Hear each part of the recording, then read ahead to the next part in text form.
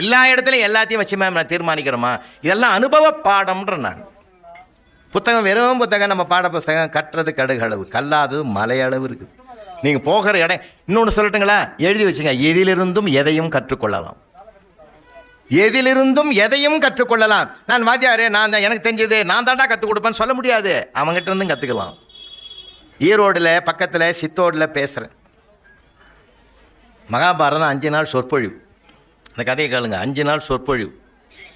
3 நாள் பார்க்குறேன். ஒரு நல்ல அம்மா, நம்ம உதவியாளர் மாதிரி அம்மா, ஒரு வயசோடைங்க, மூத்த வயசுடைய ஒரு அம்மாவை கூட்டின்னு வந்து எதிரில் சேரில் உட்கார வச்சு ஆட்டோவில் இறங்கி கதையை கேட்டுட்டு வீட்டுக்கு போவோம். நான் 3 நாளாக பார்த்தேன். 4ஆவது நாள் கேட்டேன், அம்மா தாயே உங்கள் அம்மாவான்னு கேட்டேன். இல்லையா, எங்கள் மாமியாருன்னு சொல்லி. இந்த நூற்றாண்டில் உன் மாமியாரை இவ்வளவு பவ்யமாக ஆட்டோவில் கூட்டாந்து உட்கார வச்சு பாரத கதையை கேட்டுட்டு ஆயுஷம் போறையே புண்ணியவதி, நீ நல்லா இருப்பேன்னு. அதெல்லாம் எனக்கு தெரியாது சார், மகாபாரதம் கேட்டால் உசுரே விட்டுருவேன்னு சொன்னாங்க. நானும் 3 நாளாக கொண்டாந்து காட்டுறேன், அது நடக்கலைன்னுச்சு. அதோட நான் அந்த அம்மா பக்கமே திரும்பலை. ஏன்னா அதில் 2 நமக்கும் டேஞ்சர் இருக்குது. நான் பேசி ஒன்று போன மாதிரி ஆகிடும் இல்லை, அது நமக்கும் பாதகமாகுது. சில இடங்களில் சிலதெல்லாம் நம்ம அமைதியாக ஏற்றுக்கணும் சார். அதில் தான் இருக்குது விஷயமே.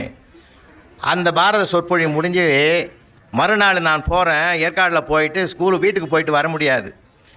பெரிய ஸ்கூலு, குரோம்பேட்டை ஸ்கூலு வந்து 140 வாத்தியாருங்க வேலை செய்கிற பெரிய பல்கலைக்கழகம் மாதிரி இருக்கும். அங்கேயே இறக்கி போட்டுட்டு குளிச்சுட்டு கிளாஸ் ரூமுக்கு போகலான்னு சொல்லிட்டு செகண்ட் பீரியடுக்கு நான் நுழையிறேன். தம்பிங்களா என்னடா பாடம்னு கேட்டேன். 7th class. அது செய்யுள் சார். ஒருத்தர், அந்த பசங்க கூட ஜாலியாக இருக்கும் தெரியுமா, சொர்க்கம் ஐயா வகுப்பறை. அவன் சொல்லுவான், சார் இன்றைக்கி செய்யுள் சார். செய்யுளில் என்ன பகுதிடா? திருக்குறள் சார். ஒருத்தன், திருக்குறளில் என்னடா டாப்பிக்கு? சுற்றந்தழால் சார். உக்கார். காக்கை கரவா கருந்துண்ணும் மாக்கமும் மண்ண நீரார்க்க உள்ளதானடா சார். எப்படி சார் பார்க்காம சொல்கிறீங்க? அதான் 3 வருஷமாக நடத்துறேன். உட்கார்றா. சரி, நான் நேரடியாக இதுக்கு போக மாட்டேன். ஏழுமலை காக்கா பார்த்துருக்கியா நீ? சார் என்ன சார், வெள்ளிக்கிழமை, அமாவாசை, கிருத்திகை, ஏகாதசி எல்லா நேரங்களையும் எங்கள் அம்மா சோறு கொண்டு போய் முதல்ல வைக்கும் சார். காக்கான்னு ஒரு சவுண்டு கொடுங்க சார். 10 காக்கா வந்து அப்படியே சுற்றி ரவுண்டாக நிற்கும் சார். சண்டை இல்லை சார், சச்சரவு இல்லை சார், பிரச்சனை இல்லை சார், ஷேர் பண்ணி சாப்பிடும் சார். இதை நான் எவ்வளோ தடவை பார்த்துக்கிறேன் சார் நான். சபாஷ், இதைத்தாண்டா திருவள்ளுவர் சொல்கிறாரு. மனிதனே, உனக்கு அதிகமாக வசதி வந்த காலத்தில் நீ மட்டும் அனுபவிக்காதரா, உன் சொந்தங்களோடு சேர்ந்து அனுபவிடான்னு இந்த காக்கையை வச்சு உதாரணமாக சொல்கிறாரான்னு. சபாஷ் சார். அதில் ஒருத்தன், சார் ஒரு டவுட். என்னடா இது, பரீட்சைக்கு வருமா சார்? வரும்டா. ஏன் கேட்குற? நீ படிக்கவே மாட்டேன் சார். இந்த சீனை அப்படியே மனசில் வச்சு நானே எழுதிடுவேன் சார். எப்படியாவது கேட்க சொல்லுங்கள் சார் இந்த கேள்வியை. அவனுக்கு இதில் எல்லாம் சந்தோஷமாக்குறான் சார். ஆனால் ஒரு ஆள் கம்முன்னு உட்காந்து. நான் எப்பயுமே ஒரு ரவுண்டு பார்ப்பேன், ஒரு ஃபேஸ் அடையாளம் வச்சுக்குவேன். அப்போ அந்த ஃபேஸ் அடையாளம் வச்சு திரும்பி பார்த்தா திரும்ப பார்க்குறான். அவன் வந்து அசையலை. என்னடோ பிரச்சனை இருக்குது இதில் நினச்சி. ஏன் தம்பி குமார் என்னாச்சு, ஒரு மாதிரியாக இருக்கிற? புரியலையா? புரியுது சார். நீங்கள் நடத்தி புரியாமல் இருக்குமா சார்? பின்ன ஏன் அம்மன்னு இருக்கிற? அதெல்லாம் ஒன்றும் இல்லை சார்.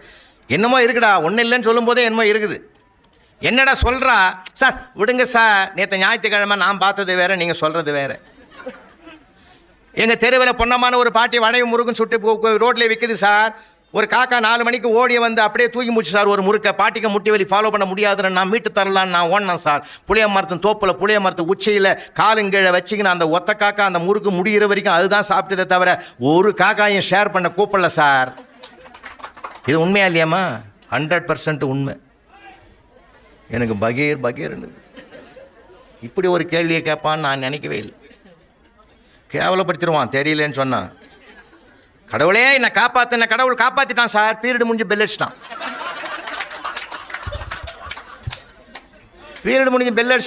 அவன் என்ன சொல்கிறான், அடுத்த டீச்சர் வர்றதுக்கு 5 நிமிஷம் ஆகும் சார், நில்லுங்க சொல்லிட்டு போங்கன்றான்.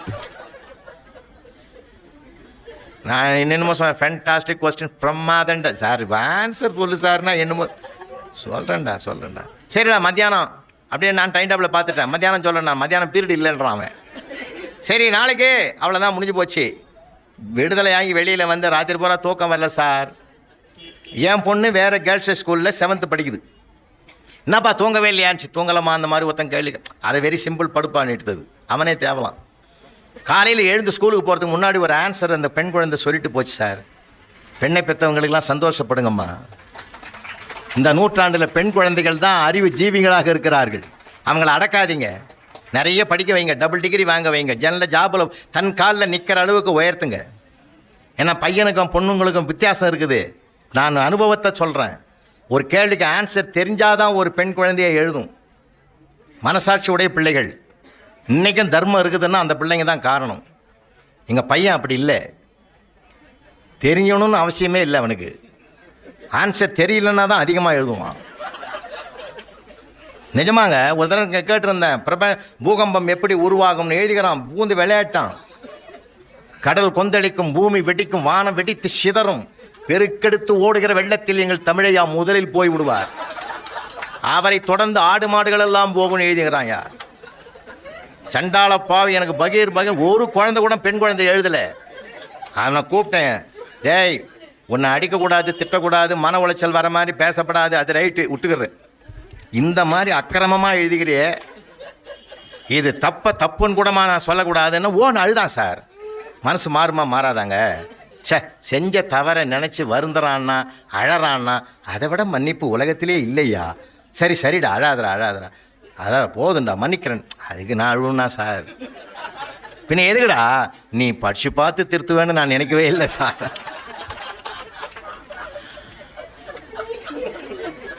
அப்படியும் நம்மளால பல பேர் இருக்கு. இந்த வேல்யூவேஷன் சென்டரில் பார்த்தீங்கன்னா சார்னு அடிச்சு தள்ளுவான். இப்போ அந்த பையன் இந்த கேள்வி கேட்டான், ராத்திரி இப்போ கேட்டுட்டாமான்னு சொல்லிட்டு மறுநாள் என் பொண்ணு சொன்ன பதிலை கேட்டுக்கிட்டு நான் உள்ளே நுழையிறேன். சார் எவன் நேற்று கேள்வி கேட்டானா காம்பவுண்டு வெளியில் நிற்கிறான். ஐயா வணக்கம், எங்கே லீவு போட்டுருவீங்களோன்னு பார்த்தேன். இப்போ அவன் நேரம் அவன் பேசுவான்.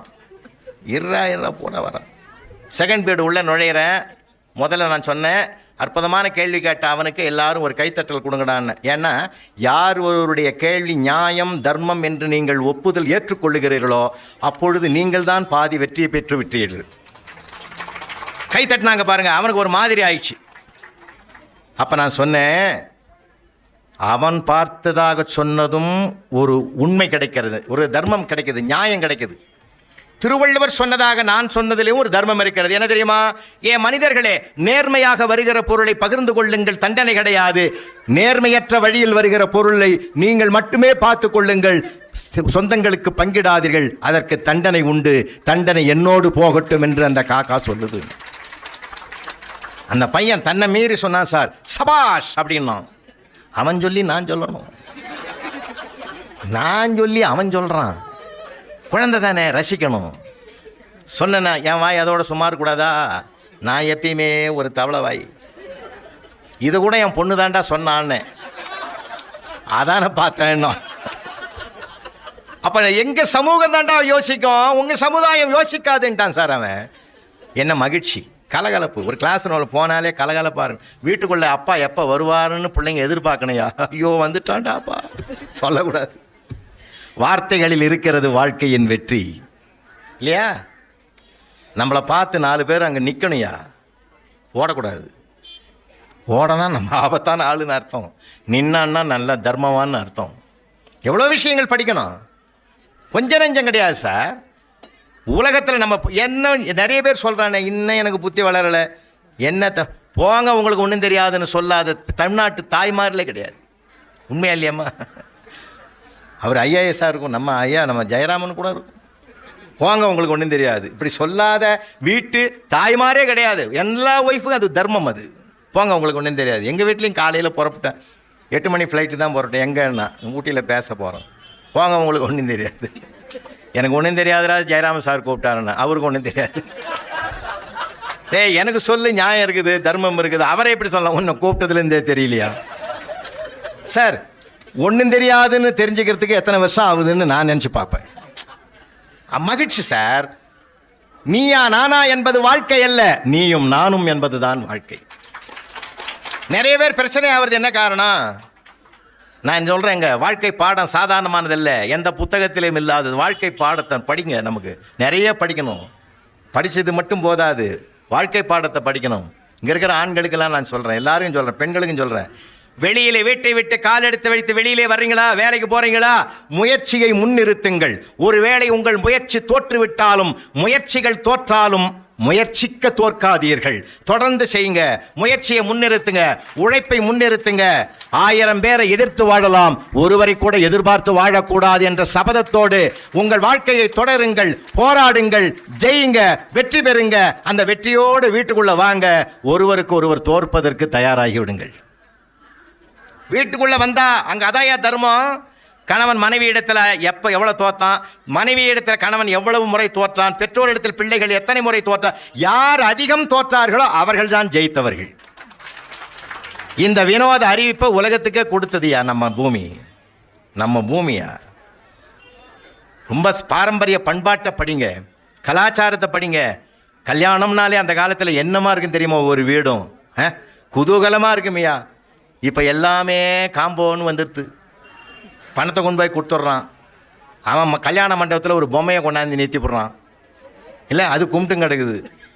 உறவுகள் கும்பிட்ட இடத்த பொம்மை கும்பிட்டும் கிடக்குது. ஒரு கல்யாணத்தில் போய் பார்க்குறா, 11:30 மணிக்கு ஒருத்தன் பொம்மைங்க கீழே உட்காந்துன்னு ஃபுல்லோடு இருக்கிறான். அவன் அரை மணி நேரமாக அவங்ககிட்ட ஃபோன் நம்பர் கேட்குறான், கொடுக்க மாட்டேன்றான். எவ்வளோ சிக்கல் இருக்குது. பாரம்பரியமான பண்பாட்டை கொண்டாடுறோம் சார், மனித நேயத்தை கொண்டாடுறோம் சார். பேசுகிறதே குறைஞ்சி போச்சு சார், வாசிக்கிறது குறைஞ்சி போச்சு சார்.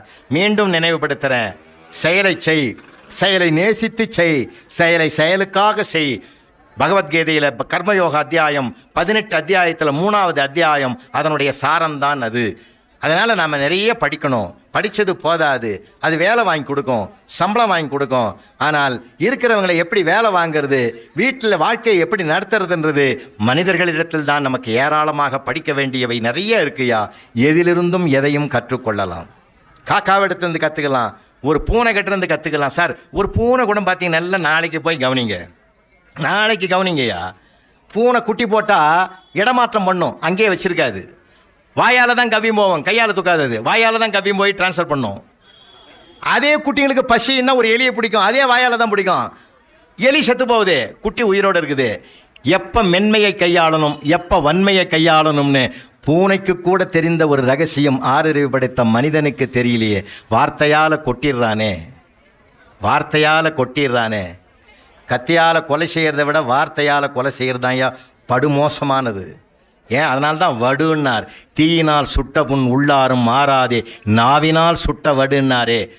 மனக்காயத்தை உருவாக்காதீங்க. மனக்காயத்துக்கு மருந்தாக நாம் வார்த்தைகளை பயன்படுத்தணும். எனக்கு மகரிஷி இடத்துல பிடித்த வார்த்தை வாழ்க வளமுடன் சொன்ன வார்த்தை எனக்கு ரொம்ப பிடிக்கும். எதிரி கூட நமக்கு நண்பன் ஆகிடுவான். அடுத்தவங்களை வாழ்த்த பயன்படுவோம், அடுத்தவங்களை வைய வேண்டாம். காலம் அப்படி இருக்கிறது. நிறைய உலகத்தை படிக்க வேண்டியது இருக்குய்யா. நம்ம உள்ளூர்லேயும் வாழணும், நிறைய வாழ்க்கையிலும் ஜெயிக்கணும், வேலைக்கும் போகணும், சம்பளம் சம்பாதிக்கணும், வாழ்வாதாரத்துக்கு தேடணும்னா அறிவு சார்ந்த நூல்களை படிங்க. படிக்க வேண்டிய ஏராளமான அனுபவம் சார்ந்த நூல்கள் உலகத்தில் பறந்து விரிந்து கிடக்கிறது. விஞ்ஞானிகளின் கண்டுபிடிப்பு நூல். அவன் கண்டுபிடிச்சிட்டானா எவ்வளோ, உடனே காலையில் ஆரம்பிச்சு சாயந்தரம் முடிச்சிட்டானா? எவ்வளோ கஷ்டப்பட்டான், எவ்வளோ உழைச்சான். ஒரு விளக்கு கண்டுபிடிக்கிறதுக்கு தாமஸ் ஆல்வா எடிசன் எவ்வளவு கஷ்டப்பட்டார். 1299 முறை முயற்சி பண்ணி 300வது முறை 1300வது முறை தான் பல்பை கண்டுபிடிச்சார்.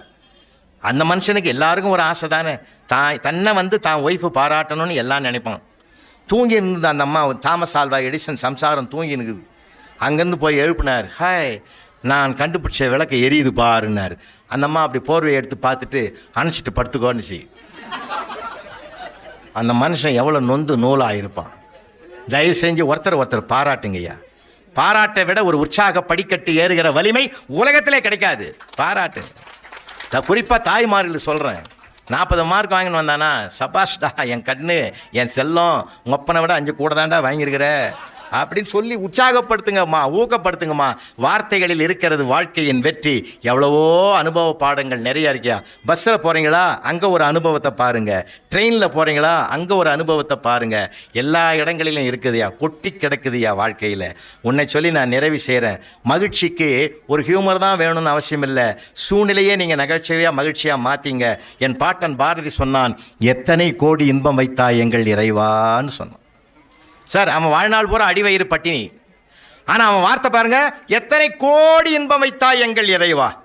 அவன் எதுக்குமே கவலைப்பட்டது இல்லையா. கவலைப்படாதீங்க. கவலைக்கு கவலைப்படுறதை விட உலகத்தில் கொடுமை உலகத்திலே கிடையாது.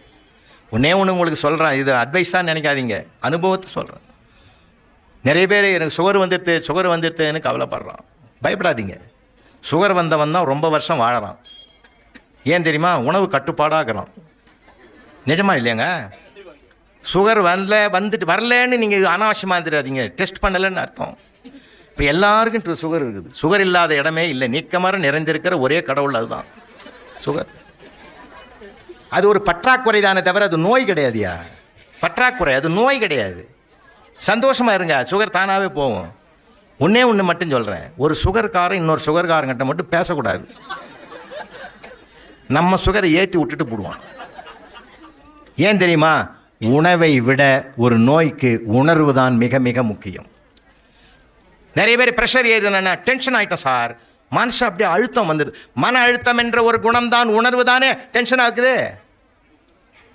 அப்போ உணர்வு அதுதான் முக்கியமானது. அதனால தான் தியானம் பண்ணுங்கன்றாங்க. மன உணர்வு உணர்வுகளை இழக்குவதற்கு.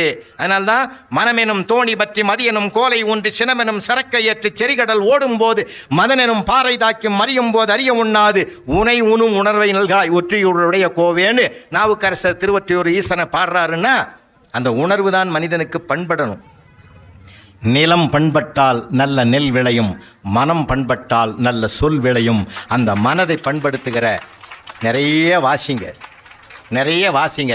மதம் ஆச்சரியங்களுக்கு அப்பால நிற்கிறது மனித நேயம். அது பைபிளும் சொல்லுகிறது, குரானும் சொல்லுகிறது, கீதையும் சொல்லுகிறது, குறளும் சொல்லுகிறது.